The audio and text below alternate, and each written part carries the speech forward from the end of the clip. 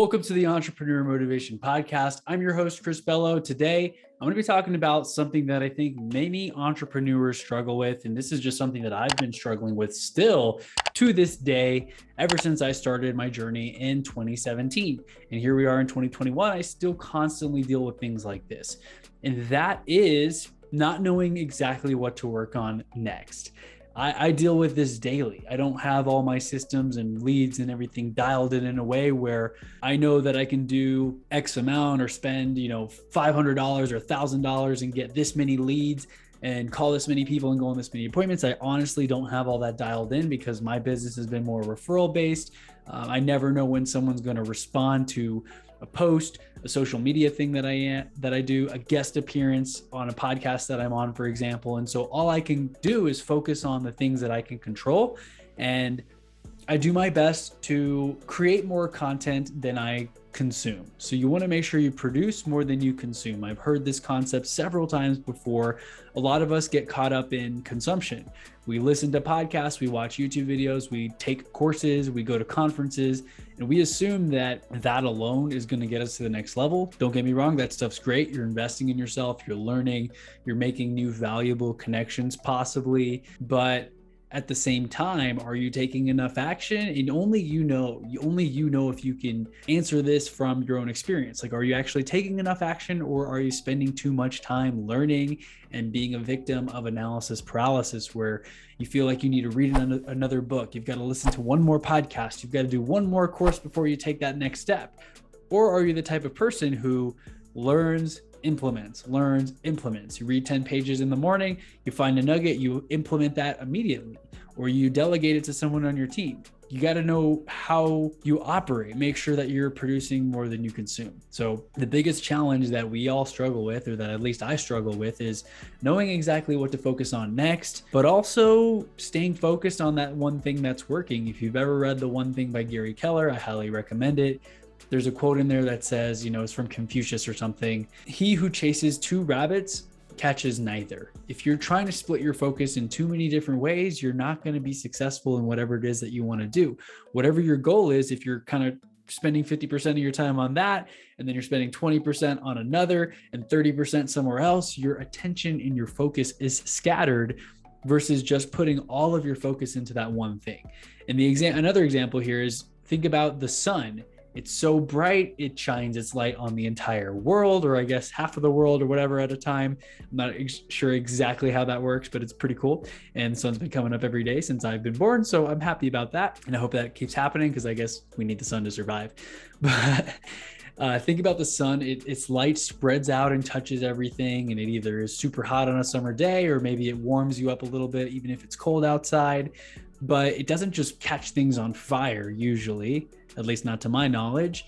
But if you have a magnifying glass and you harness the power of the sun, you harness that light onto one point and you hover that over a leaf, that's where you see a fire start, and the leaf starts to have some smoke coming out of it. That's the power of focus. And so when you're not sure exactly what to focus on next, you don't really know what to spend your time on. But at the same time, while I want to brainstorm things to focus on next, part of me is like, I shouldn't be focusing on anything else other than those few things that work for me right now. So perfect example, here's my whiteboard. I'm just going to read off a couple of things. So I have a to-do list, a couple of things that I've been procrastinating on, like I've been wanting to convert my 401k from my previous employer to a Roth IRA. I've been wanting to pull the trigger on moving forward with either a coach or a course for real estate stuff, just for learning and staying sharp. This is on the board as well. Get pre-approved with a lender out here in the Denver area so we can buy an investment property that we can house hack, where we live in one unit or one of the bedrooms, and then we rent out, if we get a duplex or a triplex, we can rent out the other units and have people help pay our mortgage. So that's on my list. Then I saw a friend renting 2 luxury cars out on Turo. He's got like a brand new Corvette C8 and then like an Audi R8 or something like that he's renting on Turo, because I saw it and I'm like, how the hell has this guy got these nice cars that he's using? And my younger brother was looking at cars in Turo or on Turo in Houston, and he found both of this guy's cars. And that's how he is able to afford having this cool exotic car because it kind of pays for itself as he rents it out throughout the month. So that got the gears turning in my head. And I'm like, dude, I want to rent a freaking luxury car out on Turo so that I can drive a Lambo now. I don't know. Is that something worth pursuing? Is it a distraction? Those are the things that I'm constantly fighting myself over. Like, dude, Chris, that is not your priority. If you just do more real estate deals, you can just buy the Lambo without having to rent stuff out on Turo, you know?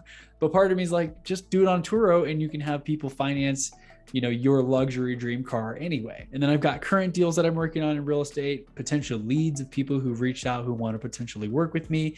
And then I have a bunch of goals and to-dos and accountability type stuff that I've told other people I'm going to do, like with my life coach.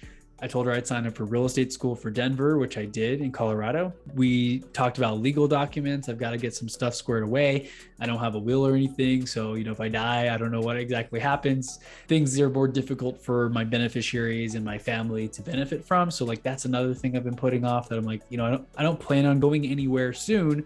I'm only 31, but you never know. Life always has other plans for us and we really, nothing's guaranteed, as the saying goes. Another goal that I have with a friend is to finalize my pre-approval for the mortgage. So that's like on my board twice. Got that done already. I actually have a conversation tomorrow. As of this recording, tomorrow I'll be talking to the lender that we know out here, like a friend of ours, about that. And then another friend, we kind of agreed, hey, I'm going to check out the real estate page of Twitter because Twitter's that one platform that I don't really ever go on. I never really adopted. And apparently there's a lot of great nuggets and cool people that I can connect with out there. So FOMO, fear of missing out. I want to be everywhere. I want to be doing everything, but you can't. You can't be in multiple places at once. The only way you can sort of achieve that is by delegating, by hiring people to be on your team, people to duplicate the stuff that you already do. That's how you can kind of clone yourself. If you do, you know, A through Z, you got to start giving A to C to somebody and then D to F to somebody else, and you can delegate parts of this alphabet in this example that I'm saying. Whereas we normally start off by doing everything from A to Z on our own, and we've got to slowly piecemeal those things off. So that's kind of the thing I wanted to talk about today, is that I think the biggest thing entrepreneurs struggle with is A, not knowing exactly what to focus on, but also B, staying focused once you figure out what it is that you want to focus on, if that makes sense. This topic of focus is something that I've been focusing on.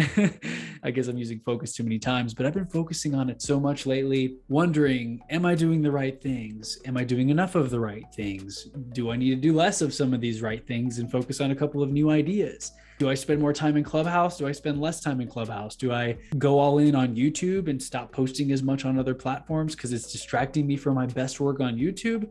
Or do I find a social media intern from college or something nearby who can take over my social media entirely and do it better than me? And yeah, the things that I think about daily. The latest realization that I had, in case this helps anyone, is that my best activities, my highest use activities right now are, number one, talking to clients or potential prospects who want to buy or sell real estate. Obviously that I can add value. That's the surest way that I'll help someone buy or sell real estate and therefore make a commission and a living off of that. And the second highest value thing, in my opinion, based on this recent eureka moment when I was journaling, is I need to really just create the very, very best content, the highest quality stuff possible on all platforms: Instagram, YouTube, Facebook page, you know, fan page, whatever, my personal profile, share it on LinkedIn, optimize these things to make sense for those platforms. And while I feel like I don't need to do all that, like part of me just wants to delegate that immediately and just find someone to do it. I've tried a few times unsuccessfully. The people have made great content, but there's been so much collaboration needed for it to be up to my standards for what I want to share that I feel like I'm still doing 70% of it. I'm telling them, hey, change this, actually put this quote in. Oh, I don't really like that. Can you change this?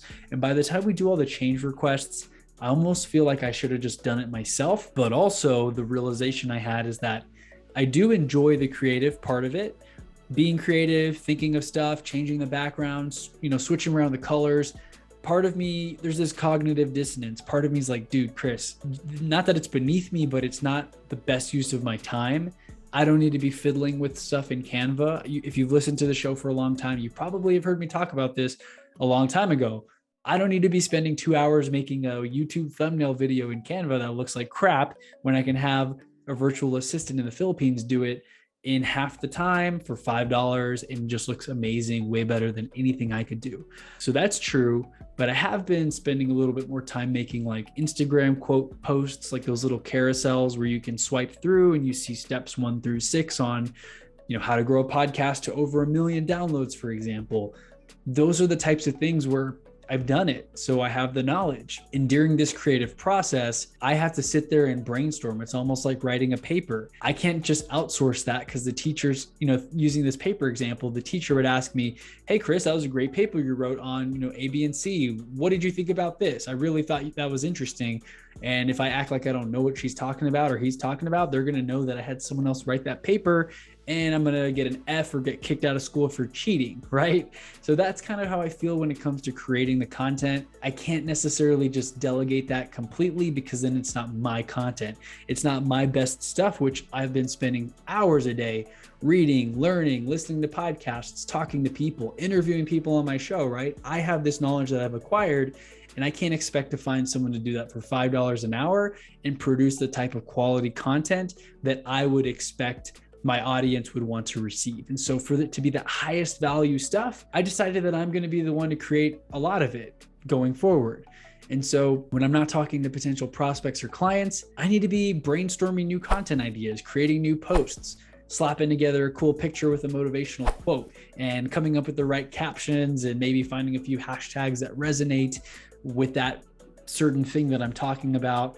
So this is just me thinking out loud, and maybe this is all a distraction, but at the very least, it'll help me flex my creative muscles and help my audience learn directly from me instead of getting some, 30%, no offense to my virtual assistants, but I'm just saying, like, I don't want someone to just put a picture of like a messy bed and then a clean bed and be like, hey, staging houses is important for real estate. I want it to be chunkier than that, more depth, more knowledge, more value. So that's just my thinking on it, but focus, figure it out, but spend time brainstorming, talk to other people who are further ahead than you, see what they're doing. I mean, I'm reading this book, Tools of Titans, and it's humongous. It's like 600 something pages, but I am seeing what successful billionaires and 680 something pages it looks like.